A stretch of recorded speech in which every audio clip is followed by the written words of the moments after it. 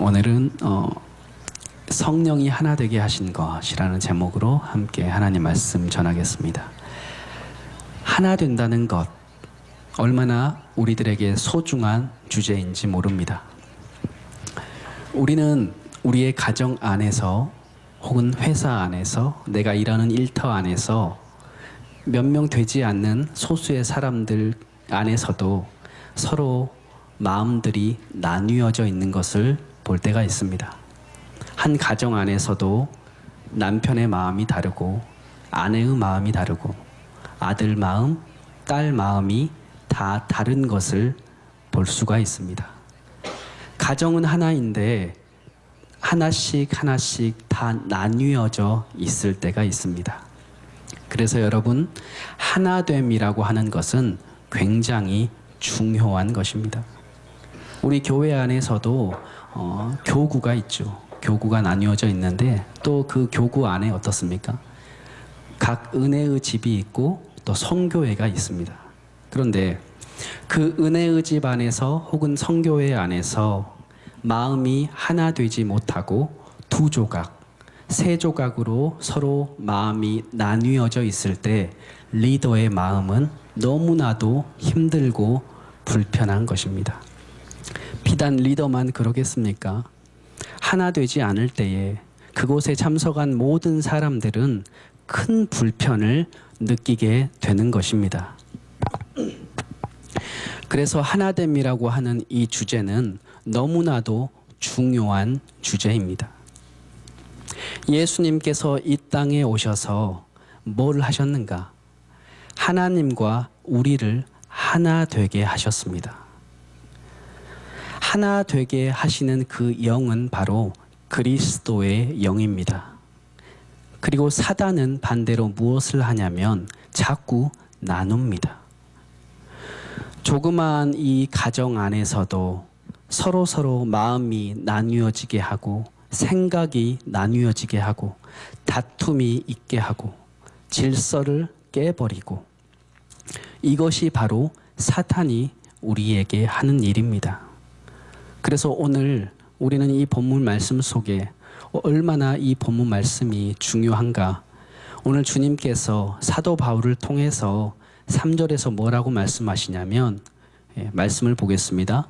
3절에서 성령이 하나 되게 하신 것을 힘써 지키라 라고 얘기를 합니다. 성령이 하나 되게 하신 것을 힘써 지키라. 성령이 하나 되게 하신 것을 지키라 라고 얘기할 수도 있잖아요. 그런데 힘써 지키라 라고 말씀합니다. 힘써라는 단어의 원어를 보니까 서둘러서 지켜라, 부지런히 지켜라 라는 뜻이 있습니다. 여러분, 우리가 어떤 일을 할 때에 서두르거나 이렇게 급하게 일을 하다 보면 일을 그르칠 때가 있습니다. 하지만 그래서 우리가 어떤 일을 할 때 절대로 서두르거나 급하게 해서는 안 되는데, 하나됨을 위하여서는 급하게 해도 서둘러도 된다라는 의미입니다. 하나됨을 절대로 뒤로 미루지 말라는 것입니다. 그것은 서둘러서라도 지켜야 된다라는 것입니다. 힘써 지키라라고 말씀하고 있습니다. 그렇다면 우리는 어떻게 이 하나됨을 우리의 가정에서, 교회에서, 각 기관과 우리의 은혜의 집, 성교회, 그리고 우리가 일하는 그 일터의 직장의 동료들과 그 안에서 우리는 어떻게 하면 하나됨을 이루어 갈 수 있을까요? 오늘 본문 말씀에서 가르쳐주고 있는데요. 하나됨을 우리에게 이루라고 성령이 하셨는데, 성령이 이미 우리를 하나로 만들어 놓으셨다라는 겁니다. 그래서 우리 보고 이 하나를 만들어라 라고 하는 것이 아니라 이미 성령이 하나로 만들어 놓았는데 자꾸 그것을 깨고 있답니다. 그러니까 우리는 무엇을 하면 되냐면 그 하나됨, 이미 성령이 하나로 만들어진 것을 잘 유지시키면 되는 것입니다. 하나 될 수 있는 방법, 오늘 2절에 보니까요, 모든 겸손과라고 말씀합니다. 겸손. 여러분, 겸손이 뭐라고 생각하십니까?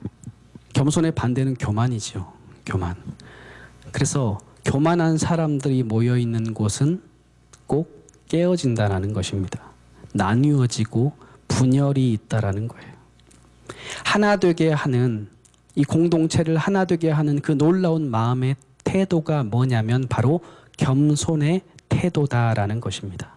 겸손은 우리를 하나 되게 만든다. 이 겸손이라고 하는 이 원문에 쓰여진 헬라어 단어인 타페이노 프로시네스라는 이 단어는, 이 겸손이라고 하는 이 단어가 강조하는 것이 있습니다. 그것이 뭐냐면, 여러분, 우리가 이 겸손이라는 이 단어를 들었을 때 어떤 생각이 먼저 나십니까?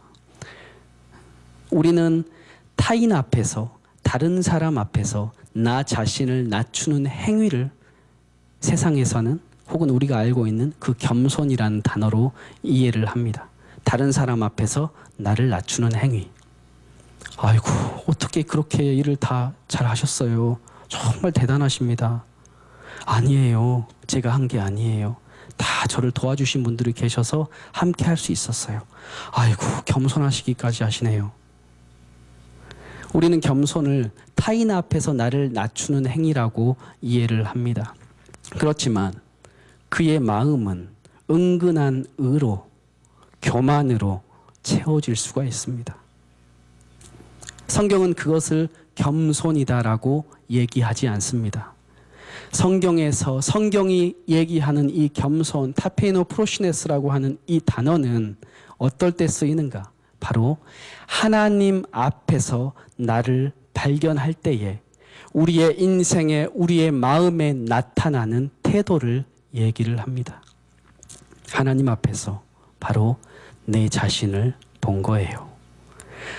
내가 내 앞에서 나를 본 게 아니라 하나님 앞에서 나를 본 거예요. 그 거룩하신 주님 앞에서 나를 본 거예요. 그래서 그분 앞에서 뭘 느끼냐면, 야, 이 정도만 살면 되는 줄 알았는데 나 정도 살면은 괜찮게 사는 거 아니야? 나처럼만 하면 되지 뭐. 나 정도만 되면 됐지. 항상 기준은 나였어요. 내가 참 괜찮은 사람인 줄 알았는데 그 거룩하신 주님 앞에 서 보니까 내가 할 말이 없어요. 도저히 고개를 들 수가 없어요. 너무너무 허물이 많은 내 자신이 그 거룩하신 분 앞에 서 보니까 내 모든 게 다 드러나는 거예요. 그래서 목 놓아서 웁니다. 이것을 바로 성경은 타페이노 프로시네스다, 겸손이다라고 얘기합니다. 저는 고등학교 1학년 때 주님을 만났습니다. 그전에도 교회를 다녔습니다. 모태신앙이었습니다. 모태신앙이 못된 신앙이 된다고들 얘기하잖아요. 교회 가서 성경학교 때도 뭐 매주마다 예배 드리면서도 전도사님께 말씀도 배우고 매주 이렇게 예배당에서 예배도 드리고 하였습니다. 그러다가 많은 스토리가 지나고 고등학교 1학년 때 처음 주님을 만났는데, 그때 그 시점에 그 타이밍에 저에게 나타나던 증상이 하나 있었습니다. 그 예배 시간 2시간이 넘는 그 시간 동안에 펑펑펑 우는 거예요. 왜 울었는가? 16년 동안 달려왔던 저의 인생을 되돌아보니까 걸음마다 자국마다 죄뿐이더라고요. 그래서 주님 앞에 그날 딱 선 거예요. 그때까지는 내가 잘난 줄 알았어요.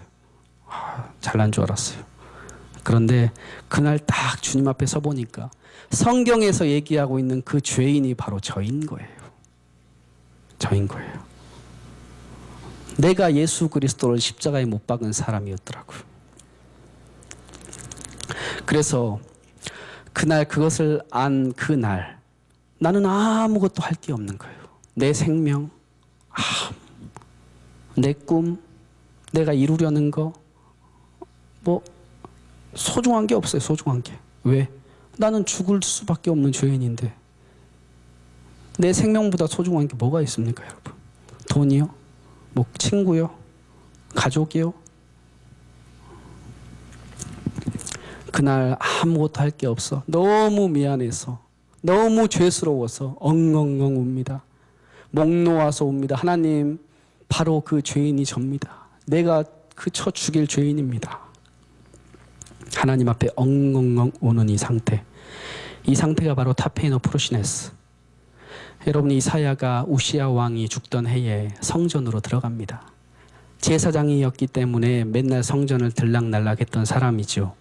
그런데 이사야 6장에 보면 천사들, 그룹들이라고 하는 이 천사들이 내려옵니다. 그때 이 여호와의 하나님의 영광이 성전에 딱 임하게 되는데, 그때 이사야 선지자가 뭘 보게 되냐면 천사들이 얘기를 합니다. 창화하여 이르되 거룩하다 거룩하다 만군의 주 여호와여. 여호와의 영광이 성전에 임하는 것을 이사야가 보게 됩니다. 그러면서 이 하나님 영광 앞에, 하나님 앞에 섰던 이 이사야의 입에 처음 탁 튀어나온 말이 뭐냐면 화로다 나여 망하게 되었도다. 무슨 말입니까? 내게 소망이 없다는 것을 본 거예요. 그 거룩하신 분 앞에 서 보니까 그 대면하는 순간 내 인생에 소망이 없어져 버려요. 나는 죄인이에요. 나는 허물이 너무 많아요. 이사야가 얼마나 내가 허물이 많았냐면 숯불로 내 입을 지져달라고 얘기를 합니다. 히브리 사람들에게 여러분, 이 입술은 마음을 얘기를 합니다. 마음. 내 마음은 그렇게 정하지 않다라는 거예요. 더럽다라는 거예요. 마음이 너무 추해요. 나는 허물이 너무 많은 사람입니다. 나를 떠나시옵소서 주님. 이 마음의 상태가 바로 타페이노 프로시네스, 겸손이다라고 얘기를 합니다. 그 거룩하신 주님 앞에 나에게 전혀 소망을 발견하지 못한 상태, 이것을 겸손이다라고 얘기를 합니다. 이 마음을 가진 사람이 있는 곳, 그곳에 하나됨이 있습니다. 그런데 우리가 자꾸 누구 앞에 서냐면 사람 앞에, 인생 앞에 우리가 자꾸 서게 될 때에 우리의 공동체는 나뉘어지게 됩니다. 여러분, 고린도 교회는 분열된 교회로 유명하죠. 사도 바울이 그 분열된 교회를 향해서 편지를 보냅니다. 왜 분열됐습니까? 나는 아볼로파, 나는 게바, 베드로파다. 다 주님을 따라가는 것 같았어요. 하지만 나는 바울파. 전부 다 사람들 앞에 섭니다. 여러분, 겸손은 사람들 앞에 선 상태가 아닙니다. 하나님 앞에서 나를 발견하는 거예요. 이 상태가 바로 겸손이라고 얘기를 하는 것입니다. 여러분, 날마다 우리가 매일매일 주님 앞에 서면서 그 거룩하신 하나님 앞에서 나를 발견하고 그 마음으로, 그 심정으로 우리의 자녀들을 대하고 내 남편과 내 아내를 대하고 내 직장의 동료들을 대하고 그 심정으로 우리 교회 성도들을 만나는 그 삶의 현장 가운데에 성령이 하나 되게 하는 그 하나됨이 있음을 믿으시기를 바랍니다. 두 번째로, 오늘 본문 말씀에 보니까 2절 말씀에 모든 겸손과 뭘로 하죠? 온유로 한다. 온유라고 하는 이 헬라어 단어는 이 프라우스라는 단어를 씁니다. 프라우스라는 단어를 쓰는데 이 온유라고 하는 이 프라우스가 강조하는 것이 있습니다. 그게 뭐냐면 어떤 힘이 일정한 방향을 향해서 조절이 되는 상태를 얘기를 해요. 어떤 힘이 있는데 그 힘이 일정한 방향을 향해서 조절이 되는 상태, 이것을 온유다, 프라우스라라고 얘기를 합니다. 그 힘이 어떤 일정한 방향을 향해서 조절이 되는 것. 여러분 어때요? 우리는요, 살아가면서 내가 조금만 일이 좀 잘 되는 것 같고 내가 막 인정을 받는 것 같고 그러면 어떻습니까? 어깨에 딱 힘이 들어가죠. 딱 어깨에 들어가요. 우리 마음에는요, 이 온도계가 있어가지고요, 내가 조금만 잘 되는 것 같으면 온도가 쭉 올라갑니다. 교만해지죠. 그런데 누가 나에게 와서 딱 한마디를 합니다. 뭐라고 얘기를 하냐면, 집사님, 나도 나도 들은 얘기인데 집사님이 성격이 그렇게 별로 좋지 않다며, 성격이 나쁘다며 이런 얘기를 해요. 그런 얘기를 들으면 어떻습니까? 우리 마음이 온도가 확 올라가죠. 열받아 버리죠. 그리고 또 반대로 우리의 상황이 조금 잘못되거나 우리의 상황이 낙심되는 그런 상황들이 온다면 어떻습니까? 우리의 마음의 온도가 쫙 내려가 버립니다. 기운이 빠져버리죠. 그러면서 쭉 떨어져 버려요. 그런데 이렇게 올라가고 내려가 있는 그런 우리들의 힘들이 어느 한 일정한 방향을 향해서 조절이 된다랍니다. 조절. 올라갔던 온도가 내려오고요. 내려갔던 온도가 올라가는 거. 그래서 온유를 바로 이 온도계에 비유하지 않고 온도 조절계에 비유를 합니다. 한여름에 이렇게 밖이 너무 더워요. 막 40도 막 가는데 교회에 딱 들어왔는데 교회에 와서 이제 에어컨을 틉니다. 그러면 에어컨에 딱 25도에 맞춰 놓으면 어떻습니까? 이 40도, 35도였던 그 온도를 25도로 맞춰 놓으면 그 온도를 끄집어 내려가는 거죠. 반대로 너무 추운 날씨입니다. 뭐 영하 10도, 20도 되는 그 날씨인데 히터를 딱 틀어놓고 20도에 맞춰놓고 하면 그 내려갔던 온도를 끄집고 올라가는 것입니다. 이것을 바로 온유다, 프라우스라는 이 단어를 사용을 하는 것입니다. 그래서 히브리 사람들은 이 단어를 어떨 때 사용하냐면 바로 어떤 열이 납니다. 아이가 고열이 나요. 그래서 의사가 그 열을 치료를 해주면 약을 먹여주고 이렇게 해서 그 열이 치료가 되면 그것을 바로 히브리 사람들은 프라이우스다라고 얘기를 합니다. 고열이었던 그 상태가 조절이 되었다. 이것을 바로 성경에서는 온유다라고 얘기를 합니다. 그리고 또 한 가지, 이 프라우스가라는 이 단어가 야생마를 훈련시킬 때도 사용을 합니다. 야생마. 여러분, 야생마는 어떻습니까? 자기 스스로 컨트롤이 안 되죠. 조련사가 야생마를 이렇게 하려고 해도 컨트롤이 안 되는 거예요. 그래서 훈련을 자꾸 시킵니다. 당근을 쓰기도 하고 채찍을 들기도 하고 하면서 조련사가 원하는 그 방향을 향해서, 주인이 원하는 방향을 향해서 온순하게 순종적으로 되어 있는 그 상태가 바로 온유다라는 얘기를 합니다.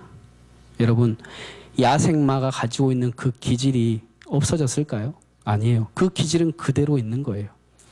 우리가 예수님을 믿었는데 우리 안에 막 성격이 변하고 그렇습니까? 막 다? 아니죠. 그 기질은 그대로 있는 거예요. 혈기가 납니다. 누가 와서 나를 쿡 찌르면요, 막 혈기가 나는 거예요.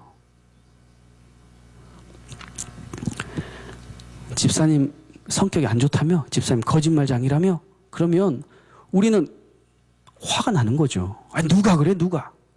어? 누가 그래?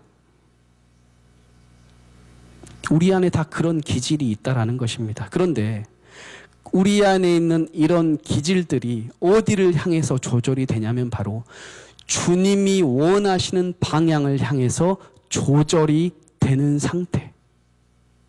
뭡니까? 말씀이죠, 말씀. 하나님이 원하는 그 방향을 향해서 내가 조절이 되는 거예요, 조절이.